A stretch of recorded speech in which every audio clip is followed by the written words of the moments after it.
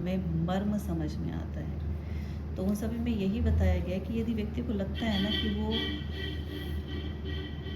जो भी कर्म कर रहा है, जिसमें विशेषता कह लीजिए कुकर्म,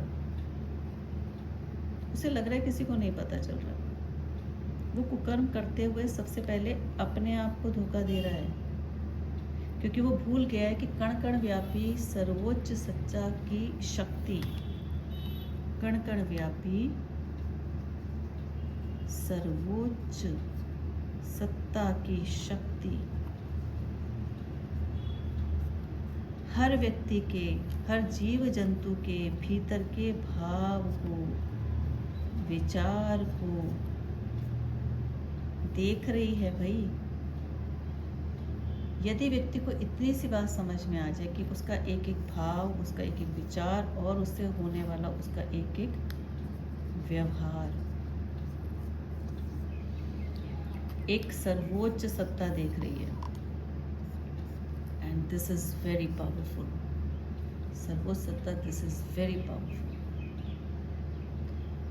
यदि इसे दिमाग में बिठा लिया ना, तो वो एक एक भाव को जो देख रहा है, उससे होने वाले जो विचार पैदा हो रहे हैं, उसके बाद जो एक एक्शन होता है व्यवहार के रूप में, जहाँ पर कहीं ना कहीं व्यक्ति कुकर्म कर रहा है या धोखा दे रहा है, तो वो सबसे पहले अपने आप को दे रहा है। वो दूसरे को तो दे ही रहा है, लेकिन उसे ये लग रहा है कि मैं दूसरे को दे रहा हूँ, खुद को नहीं दे रहा, क्योंकि मुझे कोई देख नहीं रहा।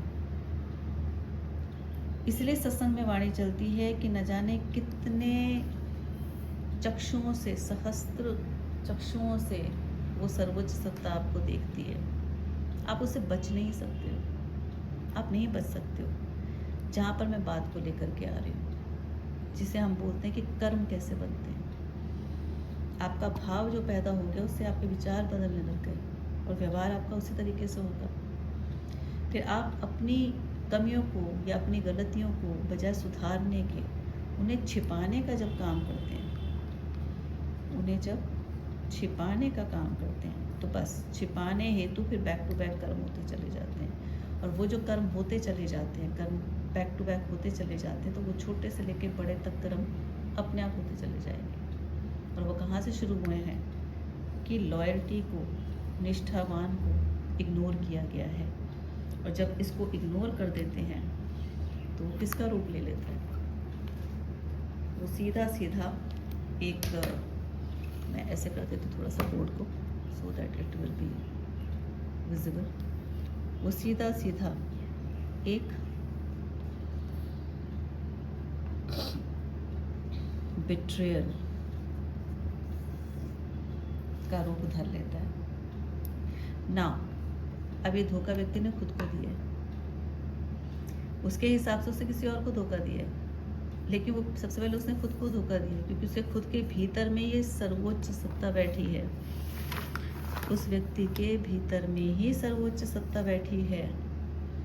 तो वो जो एक बिट्रेयल हुआ ना, वो बिट्रेयल बार बार धोखा बढ़ते बढ़ते बढ़ते बढ़ते एक पूरा कुकर्म का रूप ले लेता है। और वो कुकर्म का रूप बढ़ते बढ़ते बढ़ते इसमें आता है। और ये कैसे आगे काम करता है, संतति तक पहुंचता ही, जनरेशनल, जिसे हम बोलते हैं जनरेशनल कर्स, जनरेशनल, ये जनरेशनल कर्स और जनरेशनल ब्लेसिंग बन सकता है। It's all up to you कि आप खुद को धोखा देना चाहते हैं, दूसरे को धोखा देना चाहते हैं, या की हुई गलतियों पर काम करना चाहते हैं, या अपनी कमियों को सुधारना चाहते हैं। इसीलिए हमें गुरु की आवश्यकता पड़ती है, इसीलिए हमें गुरु की आवश्यकता पड़ती है, इसलिए गुरु की महिमा गाई जाती है।